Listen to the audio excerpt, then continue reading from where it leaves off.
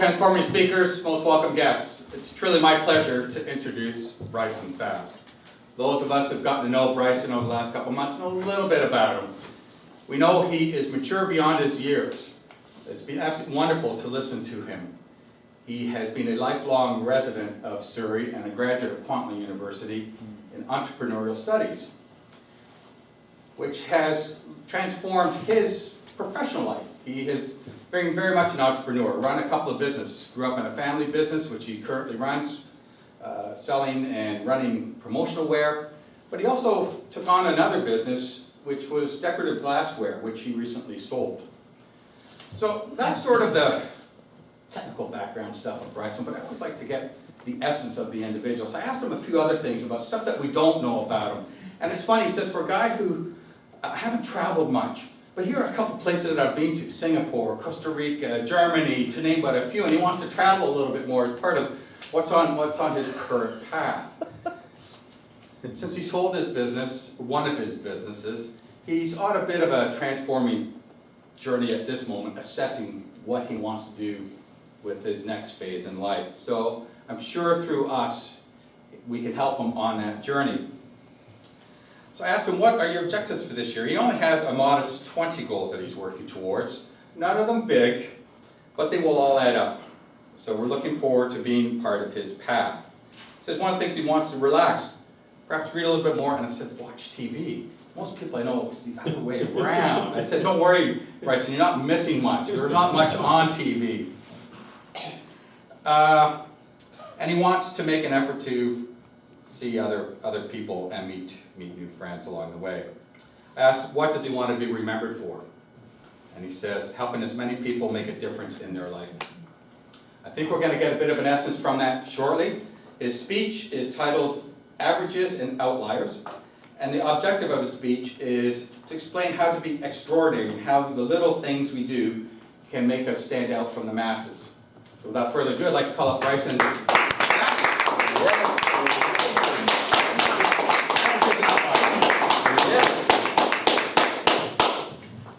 Thank you, Ray. Transforming speakers. Do you remember what high school was like for you? For some of us, it was just like yesterday. For others, it was weeks ago. It seems like they weeks. But when I look around, I think I can see who you were in high school. Were you the jock? Were you the nerd, bit of a geek? Were you the prom queen? When I look around, I see a couple class clowns for sure. But perhaps you weren't any of those labels. Perhaps you were the average. When I was in high school, I went from a public elementary school where I had my friends to a private high school where I knew nobody. It took me a while. I made friends.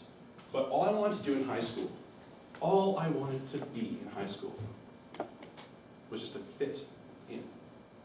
I wasn't the most popular person. I wasn't the geek. I was somewhere in the middle. I fit in. Maybe you fit in as well.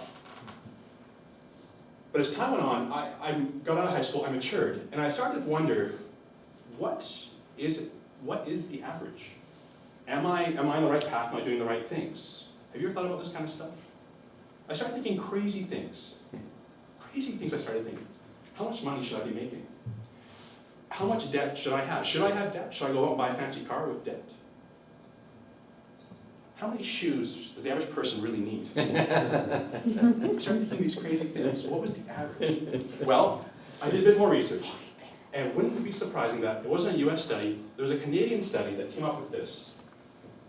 Here's what the average person in Canada looks like. When you pass away from this earth, your tombstone will say this: here lies so-and-so. The average. You probably lived 80.4 years. You likely had 2.3 kids. There's a 76% chance that you live within 1 hour of the US border. You ate 190 eggs every year.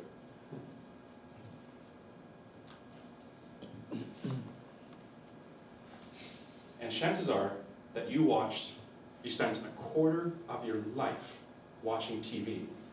20 of those 80.4 years, you probably watched TV. Ouch. That's what the average says in Canada. Now, you've probably seen this before. In high school, I wasn't good at art, I wasn't good at stats, I was good at recess and lunch, but you can see here, this is what they call in stats the bell curve, the normal distribution of how things are. You've seen this before. Bear with me, I'm going to generalize here. You are here. Average. I'm going to generalize. Now, my mom told me I was special, but I'm here too. I'm the average, I'm right with you, I'm the average as well. But as I started growing up, I was wondering, what does it take to go from here, the average, to here, the outlier? How do you get from the average to the outlier? To be exceptional. I picked up a book, maybe read a book, by Malcolm Gladwell called Outliers. It's a great book. There's a bit of controversy there. I don't think he's totally true, but here's what I grabbed from the book. What does it take to get here? Take any NHL hockey team and look at when every player was born. Chances are the players were born in January, February, March, the earlier part of the year, as opposed to the latter part of the year. It's true. Why? Why did most NHL players, why are most born in the early part of the year? Well, they're born earlier, and because of where the season starts, they get almost a full year of developing their body and their skills over everyone else. Because of that, they'll probably get chosen for a rep team. Because they're a rep team, they get more ice time and more specialized coaching. Because of that, they have a much better chance of being in the NHL than someone like me who was born in October. Fascinating. What it comes down to get there, it takes, unfortunately, a lot of it's based on luck. When you're born, where you're born, the environment you're born in. Being born at the right time makes you a good hockey player. Bill Gates was the most lucky person on earth, in my opinion. Bill Gates grew up in a place and at a time where computers were just coming into existence. He had the fortunate opportunity through a family connection. He got to play and learn programming on a computer at the age of 13 in a high school. He was very fortunate to be in the right time, the right place, and he gained so much experience that he became an expert. He became an expert in computer programming. The Rockefellers, the family, they flourished at the time of the Industrial Revolution. Time and place and the environment you're in. Unfortunately, luck can really help you get here. So that's out of your control. You can't help, although Ray said it, you chose to be born by your parents. You can't really help to be where you are born and when you're born. What can you do? Well, you'll be happy to know that your IQ doesn't matter. You don't have to be super smart, just smart enough. You need to speak up. By speaking up, you get noticed, you get heard, and you stand out. There's a story about Korean Airlines. They had a terrible safety record in the 90s because the first and second officers would not speak up to their captain when the captain did something wrong and put the plane in danger. Korean Airlines had a horrendous safety record. Fortunately, I'll tell you that today they have a very good record. They've changed that social problem of hierarchy. They speak up when there's something wrong. So speak up in your lives. One thing you can do comes down to this. Good old hard work. Dad was right, work really hard. It says that if you put 10,000 hours into something, you master that discipline. 10,000 hours. That's about 20 hours a week for 10 years, and you are a master of that. So you can't control when and where you're born, but you can control how hard you work and how much you speak up, and a little bit of your smarts. So unfortunately, not everyone can get here. It's very, very difficult to get here. What about there? Very difficult to get here. Mostly everyone's here. That's only a bit farther, isn't it? It's not too hard to get here. In ski slalom, in horse racing, even in motorsports, we measure the difference between first and second place in mere fractions of a second. It's just a bit, a nose, just a bit more. First place is ahead of second place by just a bit. A bit is just a drip that makes a bathtub of difference. It's a little hard work and a little extra effort pay off. Doing a little bit more, I found out that it does. In my association that my work belongs to, I sit on a board where I had to organize a bowling, social event, education sessions, a golf tournament, and I found that doing a little bit more, working a little bit more, always helps. I do an email blast and I get a couple responses.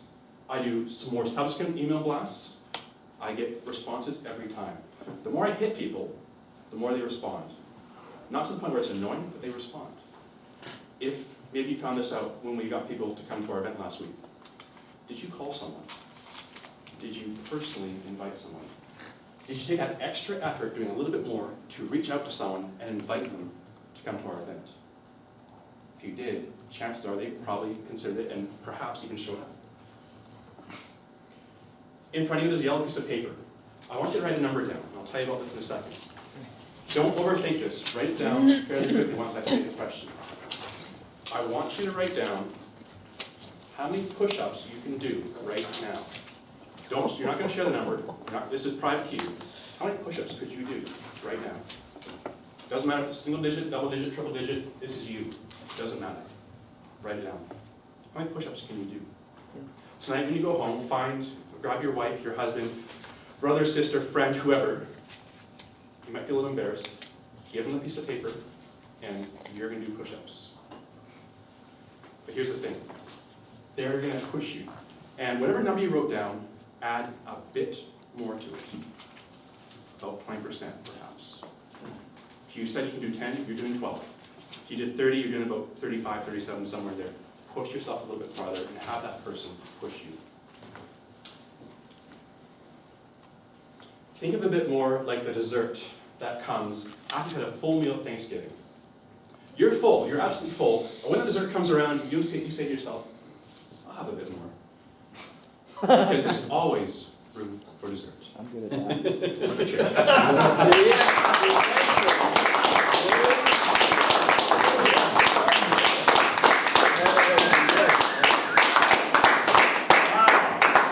Taking notes, and I wish I would have put a smaller number down. All right. Party at James.